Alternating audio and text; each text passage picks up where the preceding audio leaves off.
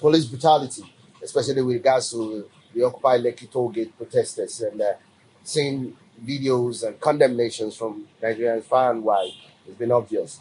With us here, we have two comrades who are human rights defenders and advocates. Comrade Innocent Agbo. Abo and Comrade Dandy Eze. Dandy Eze. It's a pleasure having you on Sahara TV. Thank you. Our pleasure. Now, let me start with you, Comrade Innocent Abo. What are your initial reactions when you saw the way Nigerians, the protesters, were actually dehumanized on February 13th during the Occupy Lekki toll gate protest? Well, I was surprised because I never expected the government to do it on camera. I expected that things like this, I will be hearing of things like this, and we are aware things like this go on, but we never expected it to be on camera. But we are not also disappointed in the Nigerian government because things like this have been happening. So that is how I see it. Now, what are your demands at this point in time? You are a human rights activist and a defender. What are your demands from the Nigerian police at this point in time? Our demands presently to the Nigerian police is that the officers who committed these atrocities should be arrested, paraded, and then prosecuted, and the victim compensated.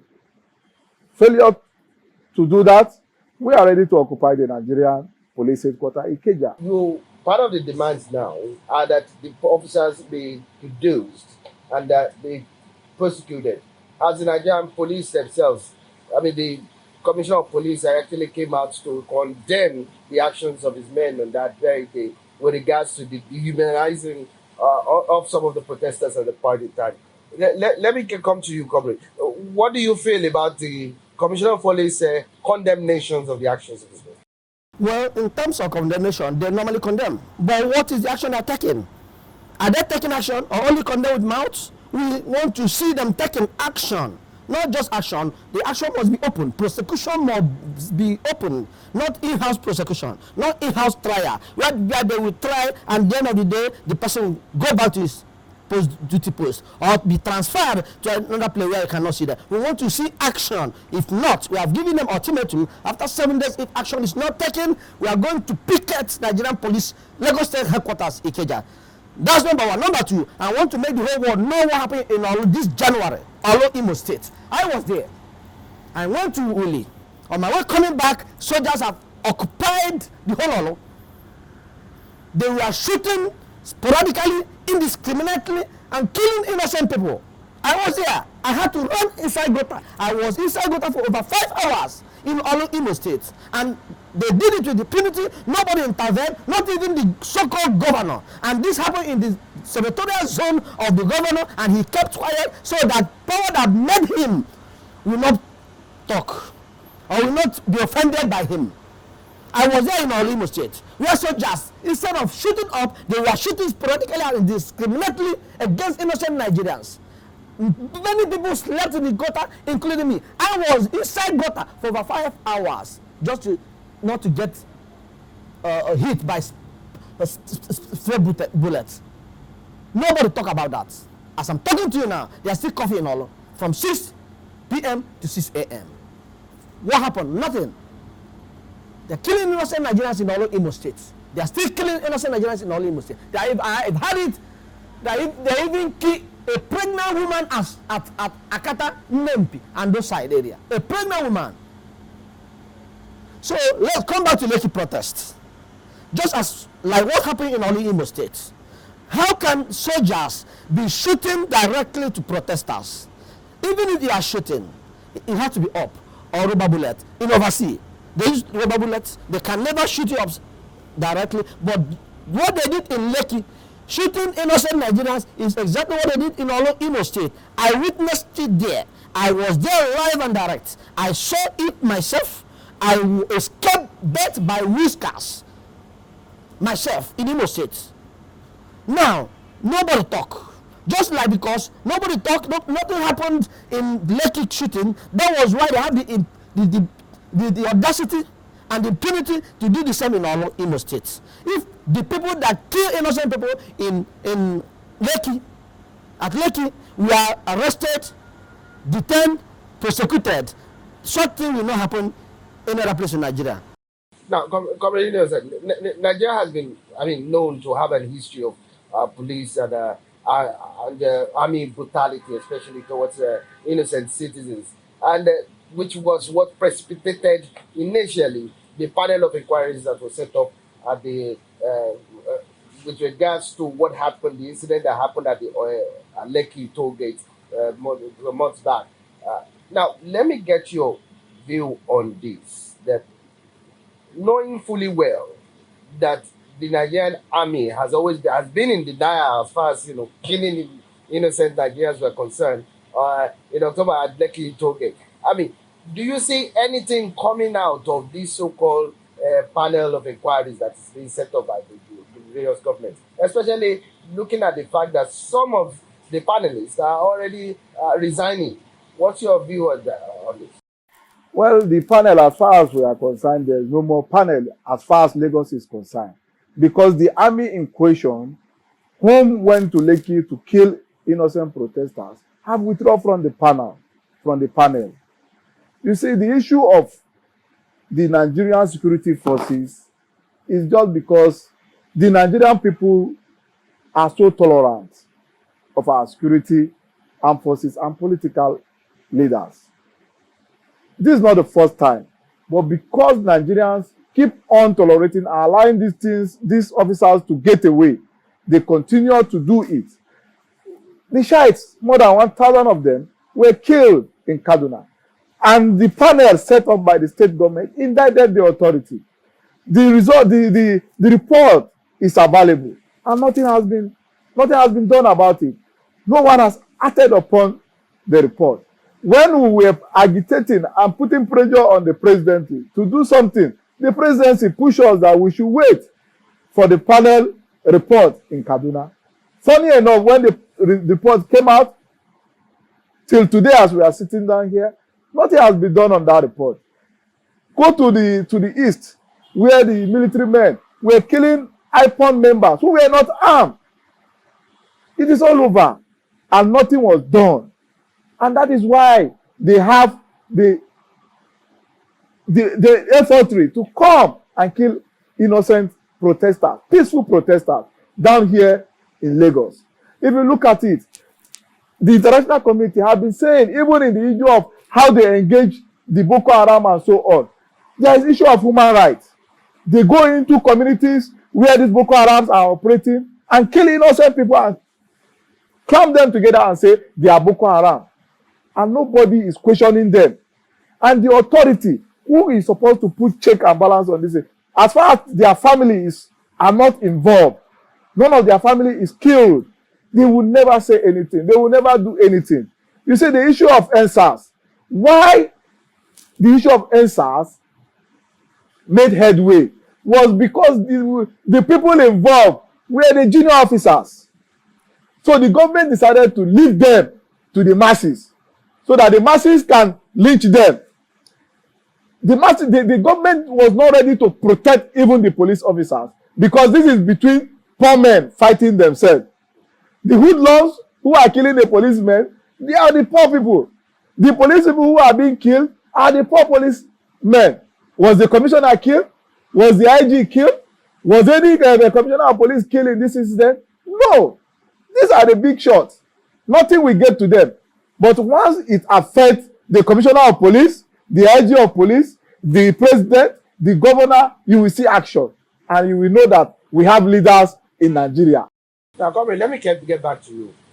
Earlier on, you talked about the Olu killings by the Nigerian army. Comrade Innocent mentioned other incidences of police and soldier brutality towards innocent Nigerians, especially with regards to the Shiites, IPOB members, and we know what happened at the Lekki. Now, there has been call for members of the panel to withdraw. Would you support at this point in time that the panel members of the panel of inquiries that were set up, especially the young ones, withdraw from all panels inquiries at this point in time? I don't support it. Considering the fact that, for example, in Lagos, the Nigerian army has refused to, I mean, they refused to appear any longer in the panel. And if the Nigerian army refuse to appear, then there's no panel. The rest people can withdraw. There's no panel because army are the main culprits in this massacre we are talking about. Army are the culprits, not men. Army are the culprits. So if Nigerian army decide to withdraw their members, their personnel, then there's no panel. The panel is ended. It has ended. So if the army withdraw, who are going to sit there? So they should withdraw. The panel should end. So what do you say at this point in time should be done now to address this police brutality and the army brutality towards, especially towards innocent killings? In fact, I am suggesting there should be permanent panel station to monitor human rights abuse by army, police, DSS, whosoever. Let there be a permanent selected from Nigerians. There's Nigerian personalities who are not corrupt. We have personalities who still have credible personalities in Nigeria. So I suggest let there be permanent panel because this killing is like permanent. Just like what happened in Olo, they branded every citizen, every resident of Olo iPod, and we were shooting indiscriminately. I witnessed it, and as I said earlier, I escaped death by whiskers. I lie down in the gutter for hours. So your final thoughts on this, Comrade Innocent. What are your demands at this point in time, especially with that regards to addressing the dehumanization of the innocent protesters at the Lekki? Your final thoughts and demand to the Nigerian police. Well, first of all, I will appeal to the Nigerian citizens that all this is as a result of our tolerance. So I'm appealing to the Nigerian citizens to always come out to fight for their rights. Because as long as people continue to go about their day-to-day activities, today it was someone, tomorrow it might be me. So I appeal to the citizens to always come out to fight for their rights. Because if we continue to sit on the wall, tomorrow it will come to you. And once it gets to you, who is going to fight for you? Nobody is going to fight for you. Finally, on the issue of the police brutality, like my comrades say, let there be a committee. Because it's not today. In fact, now we are just getting to the boiling point. It has been happening. And the issue is that we are here now because of social media, whereby you don't need to pay a journalist to get your matter to the public. Everybody is now a journalist. So that is why you see that this incident is becoming as if it's rampant now. It has been rampant. But just because the accessibility to the press was just the hindrance of people getting to know what is happening. So I will, on the final note, demand that the police, the Nigerian police, be restructured. Let there be total restructuring. I was in the CPE office yesterday and I was laughing when I got to where the Special Anti-Robbery Squad used to be. I saw they have named it now CP Special Squad. I was laughing. It's the same people, just a different name, without any restructuring, without any orientation. Because if the Nigerian police has been restructured from the NSAS agitation, we will not have the police brutality we had in Lekki on February 13. But because now even the agitation of NSAS, nothing has been achieved. If Nigerians will be stripped of their clothes, the face mask we are talking about that you need to survive, which the president himself has signed a bill on, where they were stripped of it and put into the Black Maria. This is a face mask that is needed for you to live. Without this face mask, you can contact coronavirus. And the Nigerian police decided to break the law of the land by stripping the people naked and removing the face masks that they wore there for their protection. So you can see the Nigerian police, what it did now is total restructuring. Now, Comrade, let me get back to you. In recent time, we've had killings, I mean, by between Hausas, the Fulani headsmen, and the Yorubas. And not just Yorubas, but this is happening in the north, it's also happening in the east, and now the southwest. Uh, there has been called for a total restructuring of the country. What is your take on that? My take on that is we really need to say we need total restructuring of the country's understatement. It's long overdue. In fact, we are calling back in our meeting last Sunday. We call for we should go back to our 1963 Republican Constitution, whereby we have a true federalism. True federalism, is almost confederalism. But the difference between confederal system and federal system is in a confederal system, secession is constitutionally acceptable through referendum. But in true federalism, the state or the component state manage their resources and pay some homage to the center, thereby making center weak and unattractive. If Nigeria is practicing true federalism, these Fulanese herdsmen attacks will not be there. Because we are practicing what political scientists describe as quasi-federation, whereby we say we practice federation, but we are not practicing federation. So I call for a true federal system of government. That is what we call restructuring. What we call restructuring is true federation. We say we are just like in the United States. The state manages their resources and pay some percentage to the center. The center only is in charge of currency, custom, and external affairs. While the state manage, if such thing happens, I don't think the Fulanis will start coming to the east, because there will be competition between states on who we outreach each other. You know what I mean? Just like what happened in the First Republic, where there is true federalism and there was competition among states on who we outreach each other. Yes, by then, the Yorubas were doing cocoa, manufacturing cocoa, and they were the highest cocoa producing nation in the world. That's the West. The East were the highest, were exporters of palm oil. Malaysians were coming to East to buy palm trees. But today, Malaysians are the highest producer of palm oil in the world.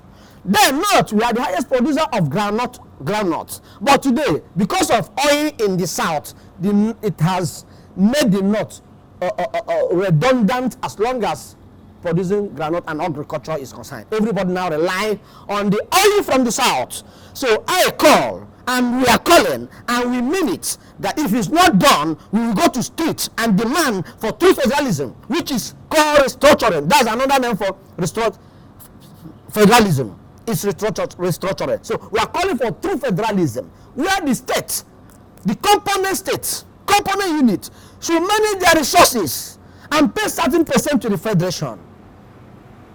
We are calling for true federalism. Call it restructuring, call it whatever you are calling it.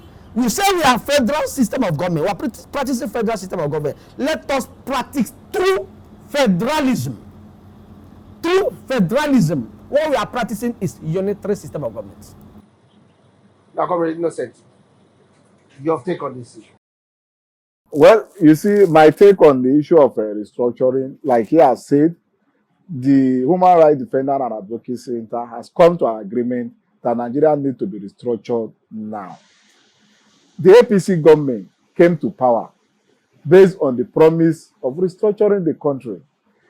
And truly, when they came, they set up a panel between the APC, headed by Rufai, which the report is ready, which they have also presented to the APC, and which has been adopted by all the organs of the party. All they need to do is to push it to the National Assembly for adoption. But it has not been done. All the political leaders, all the political leaders, traditional leaders, religious leaders, the elites, have all agreed that we need restructuring. But I wonder, what are we still waiting for? You can see, you talk about the herdsmen and whatsoever. All these are caused because of this restructuring that has not been done. If we have done restructuring, we have state police which will take care of this insecurity that is going on in the country. Presently, with this restructuring has brought banditry. It has brought kidnapping. The people, there is a revolution in Nigeria. I keep on telling people have revolted against the government. But the government, because my President Buhari has not been kidnapped, to him, there is no revolution. As we are not marching to Aso Rock, to him, there is no revolution. There are different ways of revolting against the government. If you look at the Sheikh, the Gumi, who went to the forest to meet with these bandits, you will see that they already have their own country within Nigeria. They have nothing to do with the Nigerian law. They are operating their own law in Nigerian territory. People in Zamfara, Katsina, for you to wed your daughter, you pay these people so that your ceremony, everything will go fine. People don't, every local government pay money to these bandits now. So presently in the country, there is already a revolution. People don't rob people again. They kidnap you, take you to the bank, or you call your people to give them money. It is revolution. These are not things that are usual in this country. This is not our way of life. People here don't do this. But the situation of the country has warranted people to go extra mile. This is the crisis we are.